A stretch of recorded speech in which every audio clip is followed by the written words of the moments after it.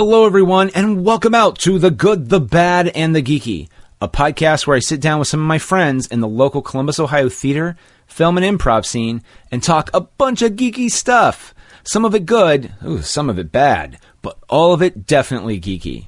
If you enjoy our programs, be sure to subscribe to our show on Apple Podcasts and to leave a review, or subscribe and leave a review wherever you can get podcasts. Support for this podcast comes from our lovely backers on Kickstarter. Like Doug Poeta, I hope I'm saying that right, and Doug, if not, and you listen to the show, just know that right now I should be taking a drink if you're playing the drinking game. And if I was playing the drinking game, I'd be taking a drink. But no, Doug is another guy around from the Columbus, Ohio area. He is an author, and he is also a playwright, and he's very funny. So, Doug, thank you so much for supporting us here, and keep doing what you're doing. Thanks. Our official sponsor of the show is Audible. With over 200,000 titles to choose from, get one audiobook and 2 Audible originals each month included with your trial, even once your trial ends and normal membership begins. How rad is that? Best part is you own your library, meaning you keep the books even if you cancel with Audible. Plus, you get easy exchanges. So, don't love a book? Swap it out for free anytime. Sign up for your free trial over at audibletrial.com/goodbadgeeky. Download the Audible app and start enjoying your new audiobook. We're also part of the It's All Been Done Presents Network, a Columbus, Ohio-based multi-platform creative network. Let us entertain you. We're also voted one of Columbus's top picks for 2017 and 2018. And we have tons of podcasts, frameworks, reviews, videos, and more. For more information, go to iebdpresents.com. In this episode, I am here with Jessica Gibson, as we sit down and talk about the 2019 version of The Lion King on this episode of The Good, the Bad, and the Geeky. And a word of warning that there will be spoilers aplenty, not just on this, but just about anything we may talk about, so listeners beware. And is there anything that you want to say about this iteration of The Lion King, or actually any version of The Lion King?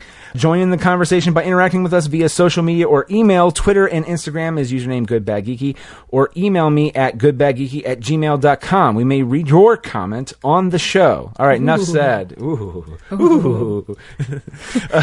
Relevant. Enough said on my end. Will, roll them.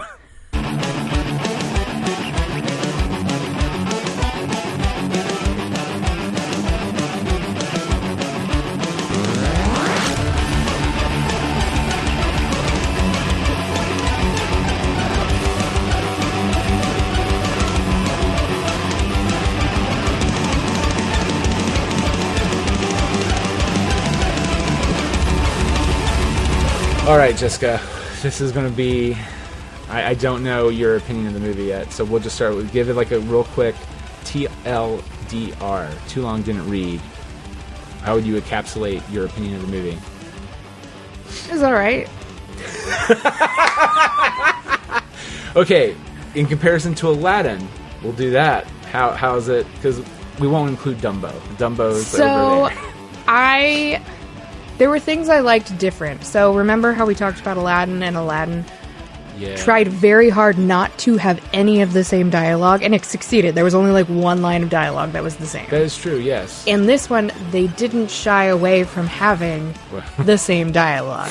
Now, granted, they had a lot of the same dialogue. I was going to say, it was like, felt like it was 75 to 80%. But some of the dialogue, I was like, I feel like it's important to keep this. And the actors did a good enough job not being exactly the same. Like even James Earl Jones, when he gives the exact same Circle of Life speech, doesn't sound exactly the same as he did 20 years ago in The Lion King. More than 20 years ago. I don't know. When did it come out? I don't remember. About 30 years, I feel like. Number 94. No. 94, 2004. So 25. Yeah, so 25. You were we were right in the middle. Split the difference. Yes. Sure. Okay. So the cats looked very pretty, and I just wish that all the animals could emote visually. Yeah. And not look like a documentary. And it's okay. I really enjoyed Aladdin way more than this. I think my problem is the original one, I really do think it's a very good film. Like I would say it's the closest Disney got to, and this is an opinion of mine, like it's close to a perfect movie. Like the story beats, yes, they're tropes that have been done a million times before, but like it's laid out very well and it's orchestrated the execution is very good. There's one thing that was always a problem in the original, which was the whole Nala Scar thing, which they fixed in. It got cut because it was too dark and sinister, but they then threw it into the Broadway musical, and it just clears up a whole lot of crap. Like, why the hell did Nala leave? And that they explain that, oh, well, Scar hit on her, and she's like, nope, fuck that, and then she leaves. I thought it was okay. Is what my short. But it's hard to expected, because I've never seen the Broadway musical, but I expected it to be less exactly the same as The Lion King and more similar to the Broadway musical. I thought like if you're going to do this, that's what I thought. Was like happen. You're going to throw the Morning Report in, because that they did do an animated version of that for like the extended IMAX release like 10 years ago. But like I thought they were going to do that. I thought they were going to do the Shadowland song. I thought they were going to do He Lives in You. Which they did, but they didn't do it how you expected to do it. They did it. Like, there was a very... I mean, may as well get into it. So when, after he talks to his dad, remember who you are. Yeah, remember. And then he starts running, and then you have that weird Beyonce spiritual song. Oh, fuck that song. Which was like... so much. Which was like a God song, because she talks about going to see the great I Am and stuff, and I'm like, isn't that God? Okay. I guess Mufasa's really God. wanted that to be the point where they sang He Lives in You, and I thought it would have been like super appropriate and super beautiful, but instead I got this weird spiritual song that I didn't like. Oh yeah. So I was it felt very tonally away from everything else in the movie. Like even the other Elton John song they played during the end credits feels like it belongs in the movie. Yeah, so I it's thought that was a missed opportunity to have that song, because that's such a beautiful song. And yeah, I was just and here's the thing. If you take the movie out of context of The Lion King, it is actually, to give Beyonce some cred here, it's a decent song. But I think my other thing walking away with is like, I feel like Beyonce there's no point of her being in this movie. Like, it's a wasted opportunity if you're not going to have her sing something that's Lion King-y, because that song Spirit is not Lion King-y to me. And I just feel like it's a waste of having her in there. Like, yes, she sang Can You Feel the Love Tonight? Mm-hmm. And she did a wonderful job. Donald Glover, wonderful job. Mm-hmm. You wasted their talent because they're only in the movie for like 15 minutes. It feels like. I will say the only part of the movie that has improved since the original, and it was not improved, it's good in a way that I wasn't expecting, was Timon and Pumbaa. They were... And part of that, I think, is just because Jon Favreau let two comedians do the part, and then he did his improvisation thing. He's like, do a take as we want you to do it, like probably how the original did, and just go off and riff on your own. And then that ended up being in the movie, and that stuff was fantastic. And when Pumbaa actually sang farted, and he's like, farted, aren't you going to stop me? No, you disgust me. Right. I was like, oh, that's funny. It is. Like, anytime they were on screen, and also... They took bits that were in the original movie. One of my favorite bits, and everyone wondered. I think I've said this to you. I've said this to anybody. How are they going to do the hula scene? Yeah, I know. I was waiting. Everyone's waiting. I was all waiting. But the lead up to that was also really good, where they did the joke, but they mutated it just a bit, where it's unique. But it felt very Billy Eichner and Seth Rogen, where he's like, they always like live bait, and they just all look at him, and Timon looks at him, and Pumbaa's like, well, I think that's a great idea, but who do you have in mind? And then it just sits there for a bit, like uncomfortably. And I think it was that Timon just goes, Pumbaa, what? I think it's a good idea. Like, and they just drag it out longer, and you're just like, oh no, Yeah. And then they do, and I'm so glad they did not do the Charleston, because if you watch the Broadway version, they do the Charleston. And I'm going to, for those who've not seen the Broadway show, if you look at a picture of how they did, fun fact, if you listen to the Broadway musical soundtrack, Max Casella, who was last recently seen in the movie Late Night as the angry, grumpy office guy who's been there for 20 years, writer who's been there for 20 years, he also played Doogie Howser's best friend in Doogie Howser, MD. Vinny. That's really the fun fact I want to get to. He's also in The Sopranos as a Goomba, but whatever, because all Italians are in New York, apparently in that show. He played Timon, and the way they did Timon puppet was, Even if, and he's a short guy, but even you bend your knees down, kind of like how Leguizamo did, and you have a Timon puppet attached to you, and one's in the mouth to move the mouthpiece to make, and it's literally a gigantic ass Timon, and then the other hand is tied to your arm, kind of like Big Bird. So if you move up, the whole hand moves up with you, and he has to do. And I was like, what's a really hard thing to do? It's not the hula, it's the fucking Charleston. Well, crouched. Yeah. Jesus. And so you do the Charleston. I think they don't care now. I don't know. I just remember like I would see pictures of him and he was teaching you how to do it. And I was like, oh, it's not like super crouched low, but like it's enough where like if it's painful on your knee. Yeah. And then every time I see the show, like it is impressive, a feat of impressiveness. Like, oh, he can dance the Charleston with a fucking puppet attached to his knees. Like that's literally what it is. And so you're thinking, well, what's the big twist on it this time? Because there are other parts of the movie that are almost, it feels word for word, or they're getting the beats really darn eerily close to the point of like, well, why make this movie? We could just watch the original. And then they do that, and they do Be Our Guest. And Ma chère mademoiselle. And I was like, oh my God. So again, some of my favorite parts watching this movie were mostly the Timon and Pumbaa. But I remember one of the big things was, and a big flaw in this was, there, and he does the clip from Hakuna Matata where he gets right in Simba's face, and it's a close-up of the camera. It's a fucking meek rat. So when he's trying to be, well, what's the matter with you? Like, his expression just looks like a fucking meek rat looking into a camera, going like, what's going on? But his mouth is moving and saying all the funny things that Billy is saying. Yeah. And I'm just like, oh, this is missing something. Is it weird that my memory of the Jungle Book animals was that they emoted way better than these fucking animals did? No. No? Okay. I felt like Baloo and Bagheera emoted more. They didn't just look like animals that were talking.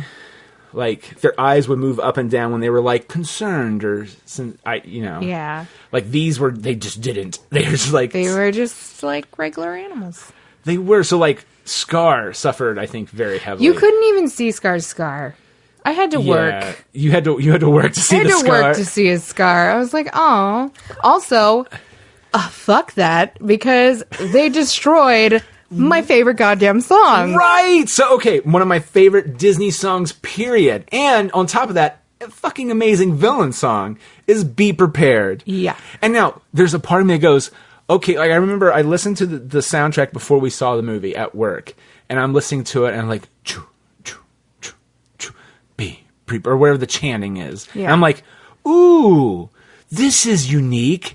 And then the song's over 20 seconds later. I'm like, that is some horse shit.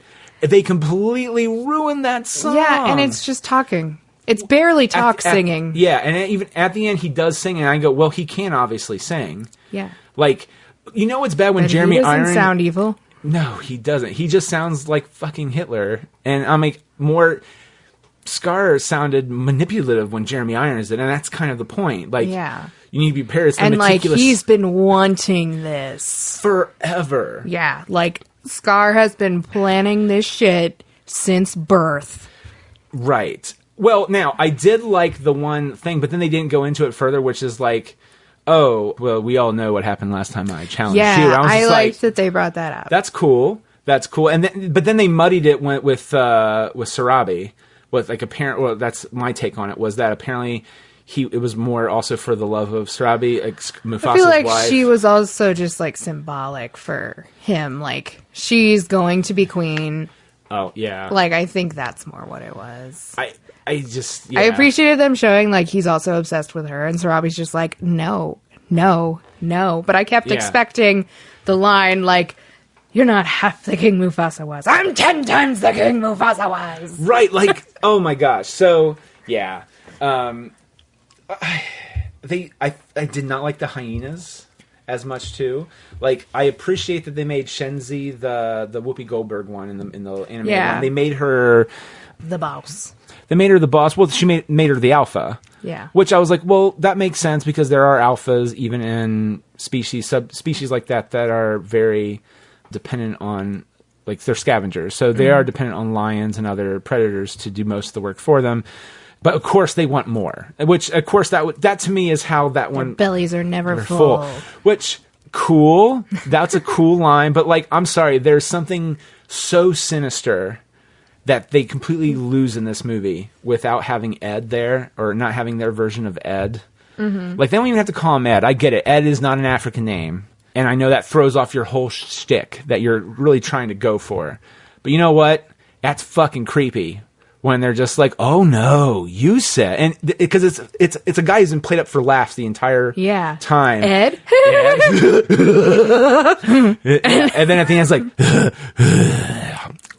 yeah, it's creepy. It's creepy as shit, and it's and that's when Scar knows, like, oh, I done fucked up, and then he dies. You don't get, it's not the same. It's Eric Andre and. Was it Michael Keegan Peel or whatever, just doing the whole, oh, our Keegan bellies Michael are... Yeah, Michael Key. Can never Yeah. get it right. It's, yeah, Jordan... Yeah, I'm sorry. I'm stuck on Key and Peele. That's why. I threw Peele's name in there for no reason. Because to me, they're always together. We watched Storks the other day, and they were oh the my best. god, they're hilarious. They are the best part of Storks. I love them so much. I do enjoy that movie a good deal. Like, I like it all the way across. The wolves. Oh my the god. wolves are so They're good. so good. Yeah, it's like we must drive, so we must. You're just like, what? Yeah. And it's basically for like the Wonder for Twins. insurance purposes, yes. Take the form of. Yeah. And then I give them mad props credit for anytime there's a baby in a movie, live action, anime, or whatever, there's a big final fight at the end, the baby's crying. No, this one was all about, shh, don't wake the baby. And they're like just beating the shit out of each other, but every time they go like, ah, and start biting themselves to silence. They do the same thing with the penguins. The penguins get a fork thrown at them. They throw the fork back at Sandberg, and they're all just, ah! They're trying to just do it silently. So good. It's a funny joke that I have seen no one done. But The Lion King... to bring it back. The Scar thing bothers me on so many levels. And, like, I really liked his performance vocally, but it didn't match what I was seeing. Well, this is a problem throughout the whole movie. I wasn't seeing it, per se. Like, Timon and Pumbaa are comic relief, so you get a pass there. Same thing kind of was... the only one I thought fit emotionally, like visually what you were seeing was John Oliver's Zazu, but like because he played him more British than Rowan Atkinson. Rowan Atkinson played him as like, oh, cheeky British, like wink wink at the audience kind of thing, which he was. This one, it's just like, nope, I'm a bird who happens to be John Oliver. You know? And he played it well, and I was like, oh, it's a bird, and I get that. You don't need to see the emotion there as much. But like when Simba and Scar, like... The original Scar, like, he's very manipulative. And so, like, when he does the thing where he, like, puts his mane back and he's just one, like, you know... I'll practice my curtsy. Yes, that one. Or it's like, I mean, they didn't do it in there, but they did a line similar to, like, oh, I'll be a monkey's uncle. Like, there's a lot of weight to what he's saying. And the actor doing it is not doing a bad job. He's doing it in a different way, which I respect, because you got to own the part. You can't necessarily do what the other person did before, even though everyone else did. Whatever. He did the typical actor thing. He's like, I'm not doing that. I'm doing my thing. Because Jeremy Irons is great, and I don't want to do it. I want to do my thing. Good for you, buddy. But then I'm just like, well, I'm not seeing what you're trying to do on the screen. The lion's moving where it needs to move, but I can't see it on the face. Like, there's times where he's being very manipulative. I'm like, I don't see it. I just see a cat talking to another cat, and it looks weird. That's really the complaint of the whole movie was, and also, like, if you're going to do one thing, why not do this other thing? Like, you're changing things, but then there are other things you keep, like, very sacred. Like, they brought Hans Zimmer back to do the score. They did, yeah. And I love that score. Like, it's one of the first times, like, I love John Williams' music, but it's the first time I listened to every track multiple times on a soundtrack. That was the score. Yeah. I didn't do that. Like, even now, like, it's hard for me to get through, like, a Star Wars soundtrack. You go to, like, maybe 5 tracks that pop. No, they gave you, like, 6 tracks, and all of them, like, To Die For, Shadowlands, Endless Night. I memorized them because I'm impressed. I'm impressed. Yeah. Thank you. I just hum them to myself when it starts. Yeah. Well, and so they did that, but then it's like Hans Zimmer's like, oh, I did that when I was younger. Let's throw in some more African shit to make it sound better. And it does. And it's like, it already sounded good before. And he's just like, oh, I've matured and I'll I'll update my own work. And it sounds so good. It does. And then you get to some of the other stuff and you're like, why? Like, is it that bad to throw the Morning Report song in there? Is it that bad to throw Shadowland or the Madness of King, or not Madness of King Scar? Madness of King Scar is technically 2 songs. It's the Madness of King Scar mixed with Be Prepared reprise. Be prepared. She's got those assets feminized. You're the king, control the hyenas. I need to make her mind. It's phenomenal. That's what I'm saying. Like, they didn't even do the hyena song, which is so good. So good. Chow down. This is really just Nick bitching about what they didn't do. I mean, fair. Because one of my nitpicky things is, if you're going to do this established song and you're not going to totally, like, remake it, sing on the beats. I got really annoyed during Can You Feel the Love Tonight because they were not on the beats. They were like, doing weird spacing between their words, and I was just like, just sing the fucking song. Just sing the song. It didn't bother me. I heard it more from Beyonce, and she was doing her Beyonce shit. And I'm just like, no. Reel that shit back down. Because then Donald Glover feels like it's trying to match her, but I just hear Beyonce doing. But she was off the beat, and I was just like, this is really bothering me. Because she'd be like half a verse late. Or not that bad. It wasn't that. It wasn't. She wasn't. That's an exaggeration. But it's enough to notice it. Yeah, like she'd be in the pause singing, and I'm like, you're not supposed to be singing right now. Can we also now this is a compliment to Jon Favreau. Can we appreciate that they kept her down to fuck moment in the movie? Like, it's the only time I felt like in the movie that she would, like, they kept emotion in what was in the original. And I'm just like, really? That's the scene you keep? Really? Like, where it's like, it looks like they actually did something with her eyes to make her look just like, what's up? Yeah. Like, which, that's a meme going around right now if you have not seen it. If I can find it, we'll post it in the show notes. But it's a meme of when you're little watching The Lion King, Can You Feel the Love Tonight? Those lions are having fun playing together.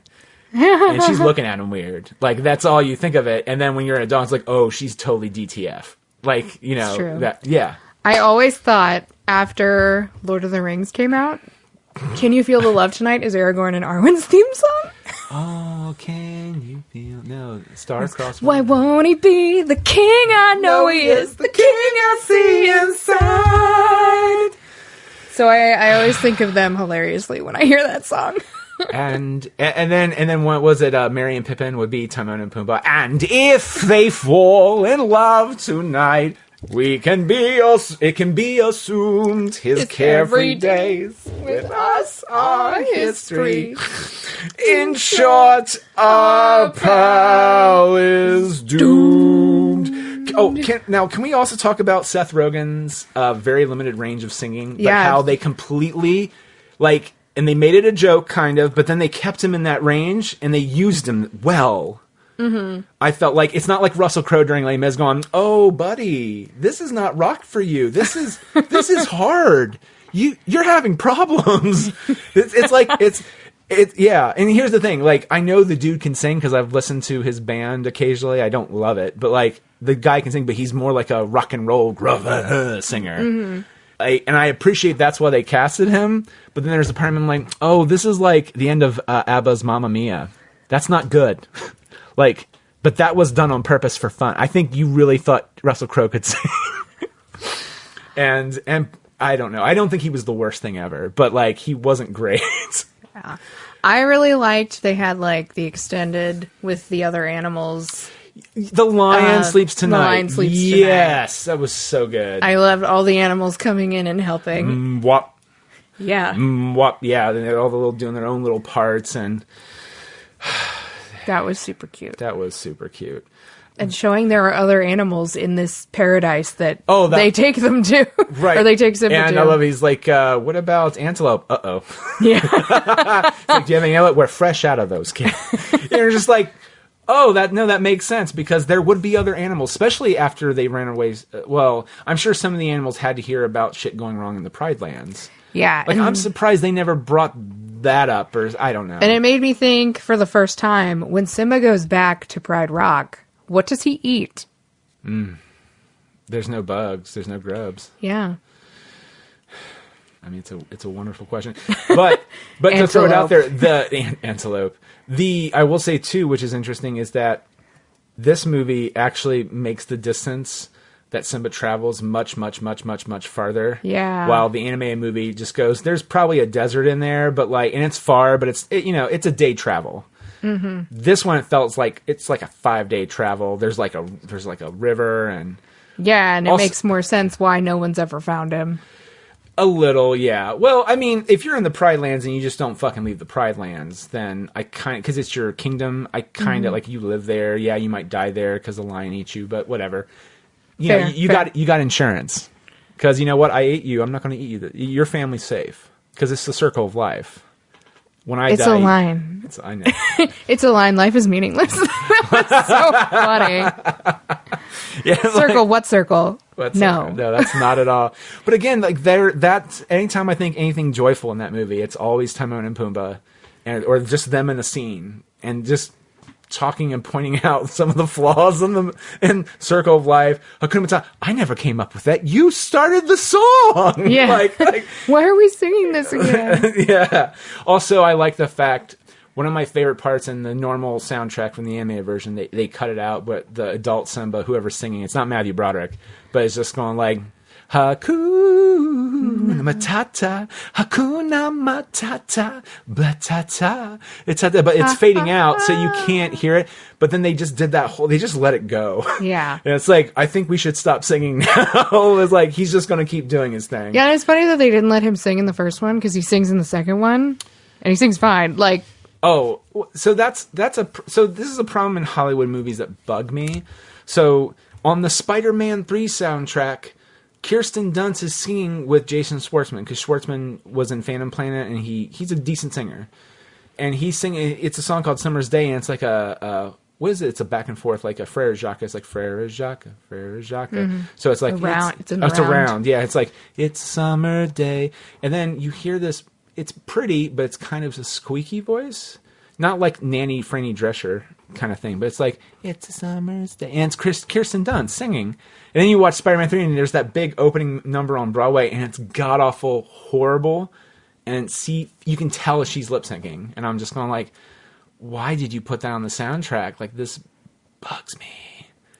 but that's a good example of like, why did you do, like, there are always like, why did you recast? Like, they let Mel Gibson sing, for God's sakes, and Pocahontas. Yeah. And he's not horrible. He's not great either, though. Like David Logan Steyer's. That's why he only sings in like one song. 1.5 songs. Which, by the way, that's one song he did sing a decent job amount in, I feel like, is really good. But that's not him. It's mostly David Logan Steyer's. Because it's the mine. All of my life I have searched for a land like this one. Da, da, da, da, da, da. But yeah, that one has the cut song of like, If I Never Knew You.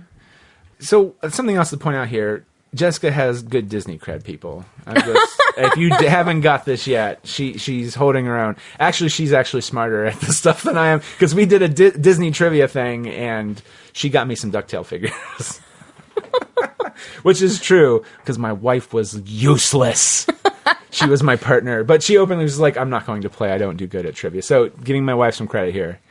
But she didn't make promises she couldn't keep. That is true. And I remember at one point she's like, I'll help you on the next question. And then when it came up, she's like, I don't know. And I was like, God damn it. Come on, man. And then actually when the question came out with the right answer, she's like, I thought that's what it was. I was like, what? The one time. No. Yeah. I really thought I was like on my high horse when one of the things was you had to put the movies in order. Oh, that was hard. That was way harder than I remember. I was like, Mulan came out in 97 or 98, 99. I was like, nope, that was Tarzan. Like, I just fucked up a bunch. But the thing is, once I did pretty well once you got up to like 90, The Lion King, and then it just all went downhill from there. Yeah, it's like I know for a fact, like, when half of these came out, and then the rest I'm like, they're scattershot. We are guessing. Well, and which one? So some of them, I think Disney once or twice Disney did like 2 movies in 1 year. Yeah. And so like I think it was Mulan 97 or 98? I thought Mulan was 97. I thought it was 97. So Hercules I thought came out, didn't that come out at the end of 96 leading into 97? So you could say it was both.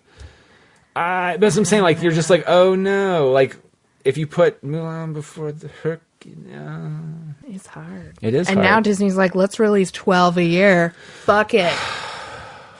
And they got Marvel too. They're like, boom, boom, boom. Well, so we're competing with ourselves in the box office now. Well, someone did a tweet, and I think I don't know if I retweeted it. I wanted to, but it's like, good job, Disney, for beating Disney on that thing that Disney made, because Disney did Disney. Good job, Disney. And I'm just like, it's true.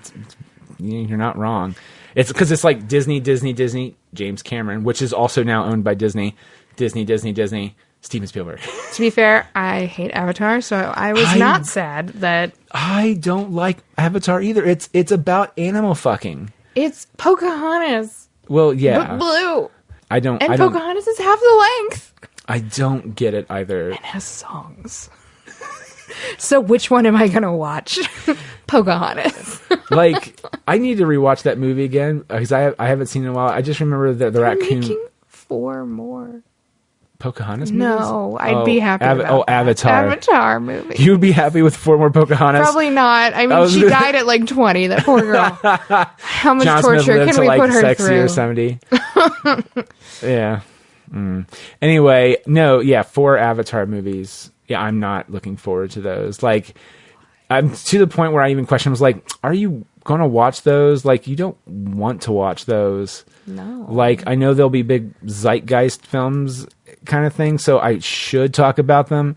But, like, it's like if the Matrix movies came out, and if I was the age I am now, knowing what I know, not knowing what I know, but, like... If I knew then what I know So, now. like, Spider-Man 3 and the 2 Matrix sequels broke me from, like, having to complete a trilogy. Like, not just owning it, but even seeing it in theaters. Mm-hmm. Now, granted, I didn't know Spider-Man 3 was going to be bad. First 2 were really good. The Matrix was really good, but then you watch the second one, and you're just like, this was not a good movie. This was a bad movie. Wonderful action sequences, not a good movie. So I went to the theater seeing that, not knowing there was going to be a third one. And it ended, and I basically yelled, "What the fuck?" And my friend, like, slapped me. She was like, "Shut up! You're embarrassing me." It's like, oh, I'm sorry. I couldn't contain it. They did and then you watch the third one, and you're like, well, maybe they can rebound. Because sometimes people will go, they can rebound. They know what they did wrong. They'll rebound. And then, nope. It's a big old fat no. That's why when they said they want to remake, they want to do like a reboot sequel, kind of like Superman Returns, like, but for the Matrix, I was like, sure. I mean, but if it's not good, I'm out. Because I'll give you, you're more mature filmmakers. I'll give you the benefit. But fool me once. No. But why? Why not just move on? Because Speed Racer was good. Oh my God, I did love Speed Racer. Speed Racer was good. And I'm still kind of confused by, was it Cloud Atlas? But I thought they did some good work. And also they produced Sense8 and they wrote Sense8, I thought. I haven't seen all of Sense8. But like, so they have some good stuff noodling around in there, and it's just their execution's either very good or very weird or very poor, and the last 2 Matrixes were very poor.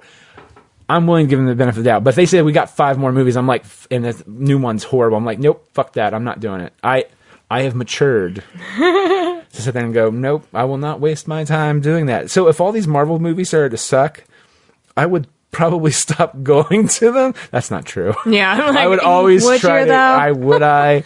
But like, I even watched the new Ninja Turtle movies, and I knew going in, I'm going to hate these movies. Yeah. The second one wasn't as bad, but those were just.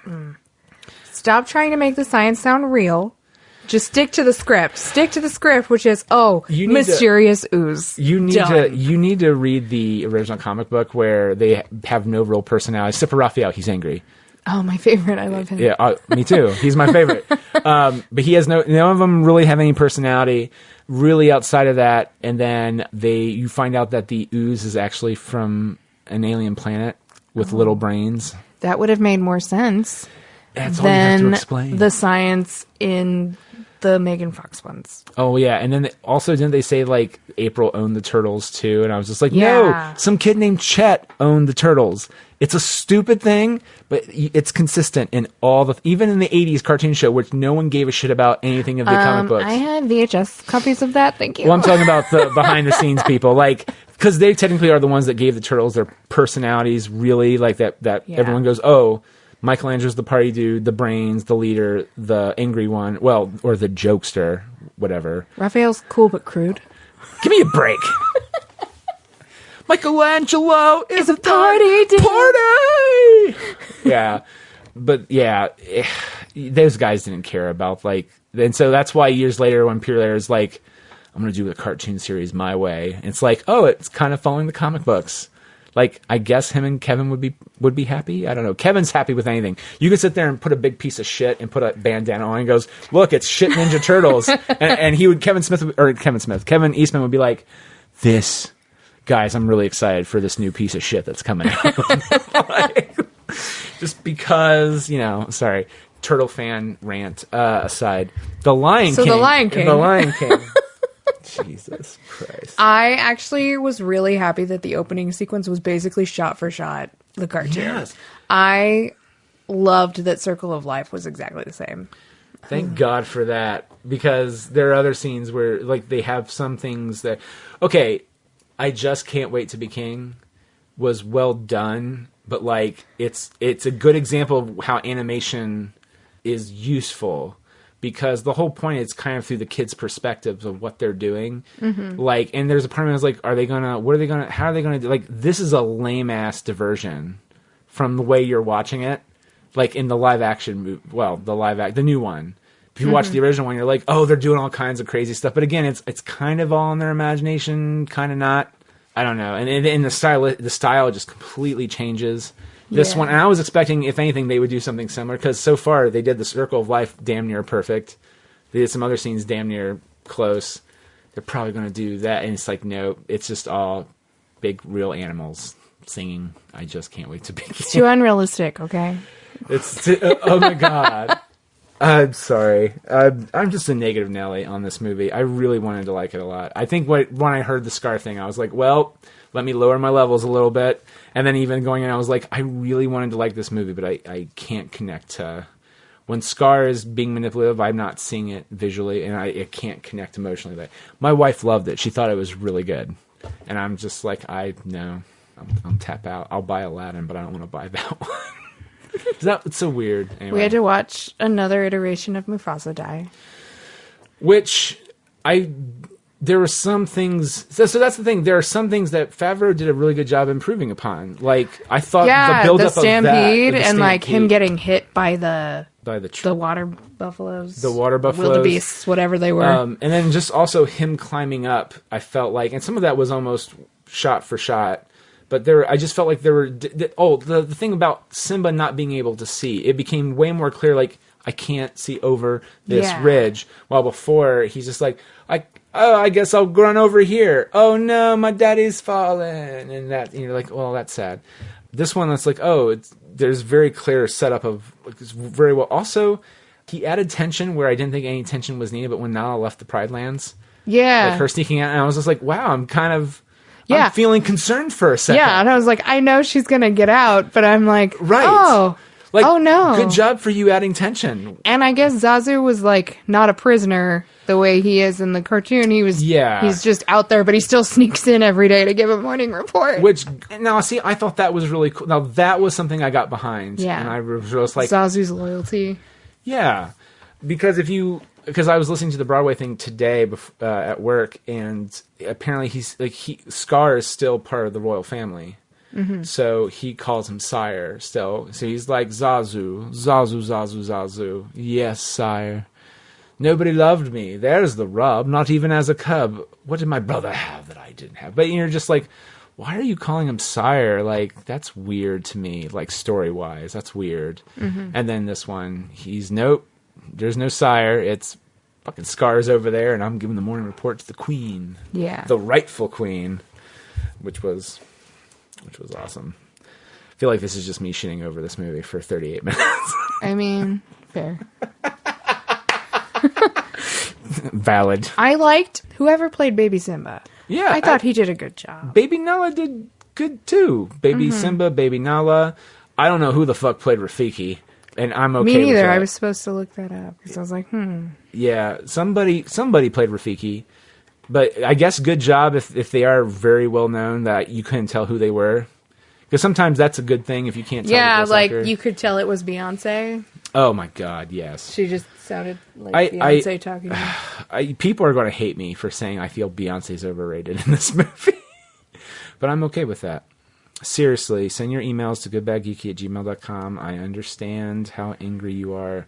Let's be clear. The Beehive. The Beehive has gotten shook. And I'll just throw out there, too. I wanted to join the Beehive in this movie, and I'm not there.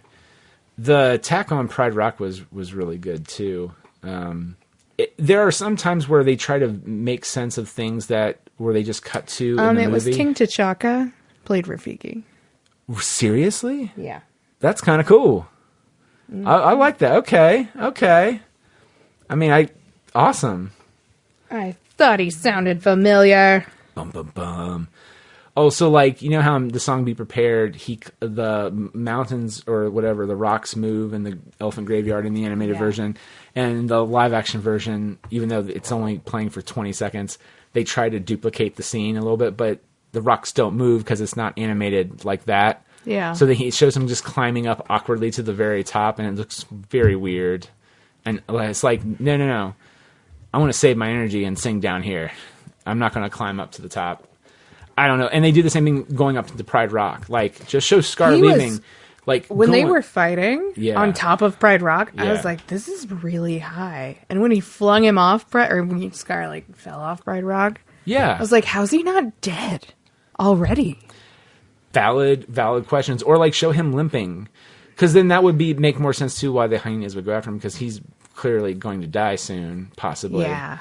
And then use the whole excuse. He's like, well, our bellies are never really full. Just... I liked her voice. I did I liked her. Oh, it's just... What they did to Scar is just too much. I just can't handle it. I'm trying, Jessica. I'm trying real hard. It's okay. I'll get through this difficult time. What are some other things I enjoyed in that movie? James Earl Jones, of course, was fantastic. I felt like... Who played Sarabi? Alfre Woodard. She did a really good job, but I felt like she was... But again, the actress who played the original Sarabi is the girl from Coming to America, played James Earl Jones' wife. Queen. Yeah, that to me felt more like a Wink casting. Like, she's barely in the movie, but Wink, we're gonna... Whatever. And this one, it's just like... Poor Alfie. She's in there. She got some extra lines because Scar's like, Sarabi, you want to come over here and eat with me? Fuck? And she's like, you want to fuck? No. And by fuck, I mean eat this antelope. And by eat this antelope, I mean we'll have sex later. Yes. And circle around. It's the circle of life. It's true. That's just a line. No one believes. It's just a line. No one does that. Life is meaningless. I remember there was a kid in our audience somewhere that gasped when they said that, and I was just like, "That is beautiful. Thank you so much for that." I liked later when Timon. How did he say it? He's like, "I am always willing to admit when Pumbaa's wrong." Yes. You said life was meaningless. I'm always willing to admit when Pumbaa's wrong. Yeah. Yeah, and even like some of the way they reworded some of the dialogue, like between Simba, Timon, and Pumbaa looking at the stars. Like, I felt like the dialogue felt a little bit more natural. And this is another example of where I was just like, I couldn't feel the emotion, though, from beyond that. Was just like, I wanted to see Simba look sad, and just, or think about what he's thinking of. Because, that's not what's going on. He's like, those two rattled his cage a bit, unintentionally, and they don't know it. But you get to see it on his face, and you didn't see it on his face. You just saw a cat walking away. So weird. What else did you like in this movie?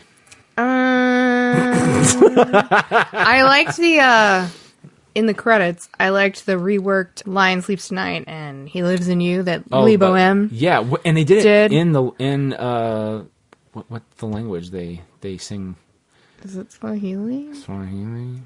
I don't know. I'm terrible. The music that they sing in the language, they do it in the language. It's not like they do it half and half, because that's kind of what they did, I think, in the Simba's Pride soundtrack. Yeah. They did, where it's like, he lives in you. And then there's like a whole verse where it's like by Lebo M in the native tongue, and you're just like, cool. But then you listen to the soundtrack, it's the whole damn track. Yeah. So I really liked that. I think I talked about what I liked already. I mean, it was basically The Lion King in CGI. So. Yeah. Do you think they should have made it, though? I think they should have done more with it. I agree. Like, I think it should have had more of the Broadway in there, too. So throwing out there, the Shadowland song, if you ever get a chance to listen to it, if you haven't, whoever does Nala has to have fucking pipes. Mm-hmm. You have Miss Queen Bee. Who has pipes? Who has pipes? And I like, seriously, I was looking forward to her possibly singing that in the movie because I was like, it's very soulful and it's really good, but like, you have to have that talent. It's like, well, I know she has the talent. Mm-hmm. I'm looking forward to hearing it, and then it's just like it's a missed opportunity, more so than some of the other ones. Like Aladdin, it's like so with Aladdin, it's like they're trying to do something different. Even with Dumbo, like they're trying to do something different. Lion King is just like, no, we're going to do it almost exactly as it was, but fuck up some little things and here like and there. even because he did Jungle Book too, and Jungle Book wasn't exactly the same. No, but like it hit the same beats, but it had some variation. Kinda. Have you rewatched the original Jungle Book though? Like, they're more interstitials that have no plot assigned to it. Like, I felt like Favreau, like Jungle Book needed to be remade because. I mean, if you could find a way, the only thing I think that Favreau kind of sold himself short at, and no offense to the great and wonderful Christopher Walken, but that whole King Louis song just did not work. The fact that he was a giant, terrifying orangutan. Yeah. Like, that part was interesting. He was creepy as shit. I was like, oh God, oh God. Yeah. Well, so that was an interesting choice, but like the way they had him sing the song, like, I know the dude can sing. He's done SNL sketches where he can actually kind of sing. But then you have him doing the Christopher Walken, I'm the king of the whatever. Swing a zo. Yeah. The jungle, VIP, wow. I reached the top, yet I had to stop Mowgli. Wow. And this is what's about me. You want to be a man cub. Wow. It's a really good impression. Thank you. Wow. My favorite Walken sketch, or anything he's done, and he's done a lot of great things, but it was in the last 15 to 30 minutes of SNL, which means it's the dumping ground kind of sketches, and it's called The Gardener Who's Afraid of Plants. Is that the one where he puts the googly eyes on? Yes! He's like, I don't trust grass, because you can't put googly eyes on the grass. It just falls to the dirt. Everyone trusts dirt. And then you zoom out and you realize there's googly eyes over everything. And there's another point where he takes a spray bottle and sprays a plant, and and he's expecting a response where he flinches. He's like, "Whoa!" it's like it takes Walken and just. It's the most like that is a movie I want to see is The Gardener Who's Afraid of Plants. I really like, and it's gonna sound terrible, the like mid '90s sketches that he did where he was the creepy, basically neighbor that was the embodiment of Pepe Le Pew. Oh, like yeah. He keeps trying to trick you to come in, and so the camera was from always the in camera's a POV. point of view. Yes. Oh my God! Isn't it like he's doing a weird thing too, where it's almost like doing an impersonation of Billy Crystal doing his champagne. Because then he say champagne a well, really and he's weird got way. like and he's got the silk. He's got the porn stash. Yeah, and he's got the silk robe. Yeah, the red robe with like the little pompadour there the good stuff. That one always cracks me up. Good. Yeah. I should probably rewatch it. I'd probably be like, wow, that's terrible. But but it always made me laugh because he was basically Pepe Le Pew. What movie did I watch recently? It's an older movie that did not hold up as well. And I was like, oh, this is awkward. And I don't remember what it was. Probably It was an 80s movie. Teen comedy from the... Was it Revenge of the Nerds? I rewatched that and I was like, oh. Oh, no, that is... It's funny, but it's also very bad. Yeah, that's I didn't watch it. We were talking about it. Porky's is a great movie, but it's also a bad movie. Animal House. Oh, yeah. How he's like, just rape her. And you're like, oh, no. Now, I forgot about that. But, like, I was just even them, like, him oogling the girls and, like, breaking into the sorority, just watching them strip. And you're just like, oh, this is weird and stalkery. And... Yeah. But they're so lovable that you're happy when they get the whatever girl at the end. You're like, oh, that's bad. That's bad. You rewatch pretty much any 80s teen movie and you're like, oh, that's problematic. Even Weird Science. Weird Science. And I love Weird Science. I enjoy Animal House. I mean, do too. Yeah, there's some funny thing. It's like the guy singing. He's like, can I borrow that for a second? Yeah. Thanks. He just hands it back. Also, so the reason I brought this up, and we were talking about my wife nor her mother and father have ever seen Animal House. And apparently her father is doing this thing where they're doing like a costume party from Animal House. And he's like, everyone's doing togas, and I've not seen the movie, so I don't get it. I guess there's a toga party? And I was like, oh, yeah. Toga. And so he showed me he's going to go as Bluto wearing the college shirt, like that whole thing. I was like, that's actually a great costume. It's but if it was me, I would go as the band leader at the end. It's who was the guy who killed himself, sadly, who ran National Lampoon, who is probably a huge misogynist jerk. But he's the one that he puts on the trench coat and the shades and walks around with the big, baton and leads the band into the alleyway. Like, that's what I would do. And that's it's a what weird is it, deep cut. Niedermeyer. It always cracks me up that, like, if you watch Twisted Sister, we're not going to take it. Yeah. Like, everything he says is a line from Animal House. Which is great. Yeah. I remember when they did the Twisted Sister, like, VH1 Behind the Music, they had an interview from him back in the day, like a year or two after that video came out, saying, I hated doing it because I'm beyond Animal House. And then during the VH1, he's like, yeah, I had some issues with Animal House. I actually think it's one of my favorite things outside of Animal House that I've done. That's making fun of that because I do a lot of parodies about that. And I was just like, it's a good parody, man. You should be very proud. It's fantastic.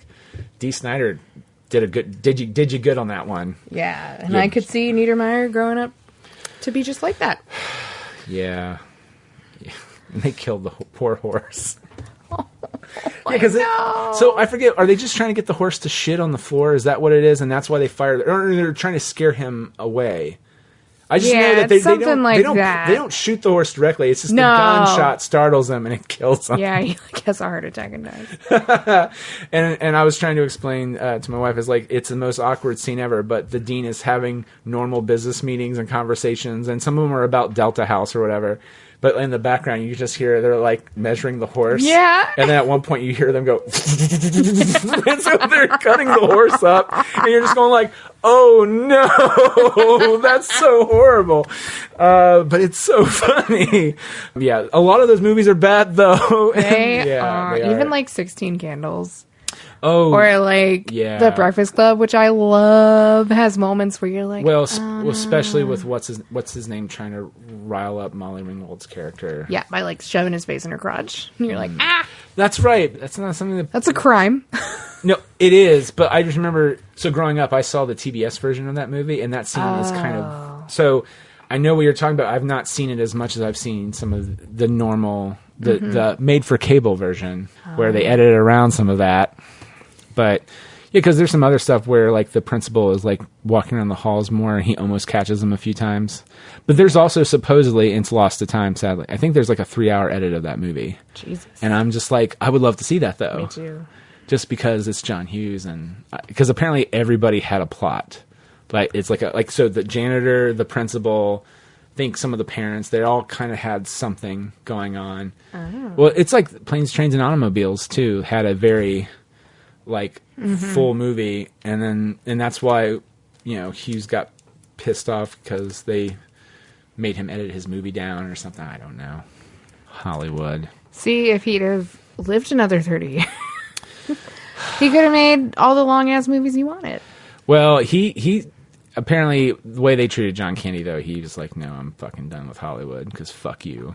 Which, I'm like, he stuck to his guns for the most part. I think the only thing he did do was he did, like, commentary tracks for, like, Ferris Bueller or something. But good for him for sticking up for his friend, I guess, even though I would have loved to seen a 3-hour cut. But that's apparently one of the things is, on the DVDs or something, they like, it was lost to time because Universal didn't take care of their film stock or something. Dude, there's so many that it's like, or that they deliberately destroyed. Like, oh my the God. Judy Garland A Star Is Born has like 20 minutes of entirely relevant plot cut out that they destroyed the film for. So when you watch it, they still have the audio. So you have the audio and you have photos from set filling it in. Isn't and that you're like, horrible? What the fuck is wrong with you? Well, what was it? It wasn't the 85 fire. It was a fire in 2000. I remember there was an article on Twitter someone sent me. It's not necessarily about film, but so the Universal lot caught fire again. It wasn't the one in the late 80s or where the Back to the Future set burned down. They had to rebuild everything. It wasn't that one. It was where it hit the vault.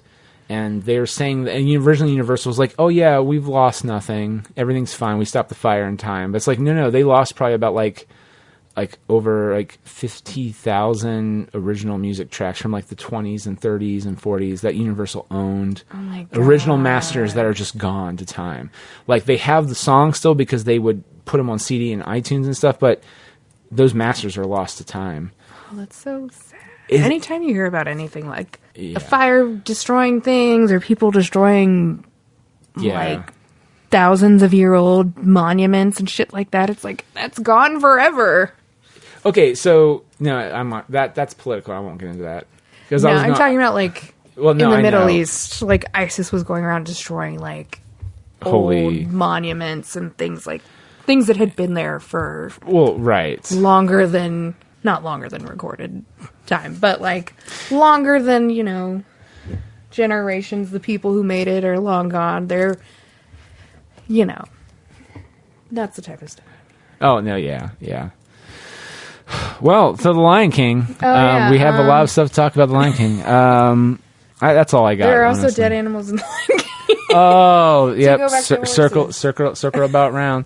So yes, and that's why we brought up Animal House, because of the dead animals, which the dead horse becomes the grass, and we tackle people on the eat grass. the grass. Oh, that too.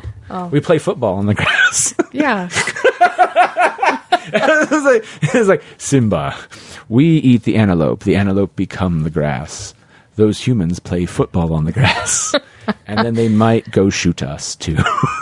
And womp womp. The circle it's the circle of life. Life is meaningless. And it kills us all. Actually, Everyone dies. I don't know how that was a good one to end on. All right, so final thoughts on The Lion King, Jess?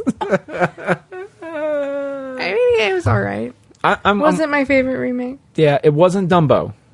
That really is, to me, the pinnacle of just bad remake. And Maleficent. It's not Dumbo or Maleficent. And I'm very happy with that. But It wasn't boring like Cinderella. see, I've not seen Cinderella, but I've heard some people say it's really good. And so now I'm thought it getting was super nervous. boring. I'm getting nervous though. So you brought me down a little bit, and I appreciate that. No. I appreciate But I your love realistic approach to that, which is it was Lily boring. James, like she plays Cinderella. I love her. And Haley Atwell's her mom. So she's only in it for a few minutes, but Haley Atwell, I could watch her in all the things. I know. I love her. This is horrible, but like Celebrity Crush, she's one of them. I only have like 3. I liked The Lion King barely. It was serviceable, but I'd rather just watch the original on Blu-ray. Yeah, or 4K. if I had a choice, I'd just watch the animated one. Yeah, there's a part of me, like, I have the A-list, so I felt like I didn't lose anything seeing it. Like, if I would have paid money for that movie, I might be a little bit more. And I'm already, as you can tell, a little mad. It would have been worse. It would have been like Dumbo Michael Keaton mad. Oh, everybody. Please be sure to support our guest, Jessica, for this episode. You can do so by checking out the show notes or going to AmandaAgogo.com. Anything else you need to plug? No. Fantastic. All right. Thanks, Jessica. Thank you.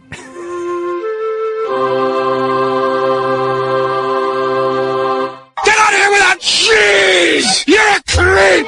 Go away! We're having a good time until you showed up, cheapers! Go have some coffee with cream or something! Because I'll tell you something!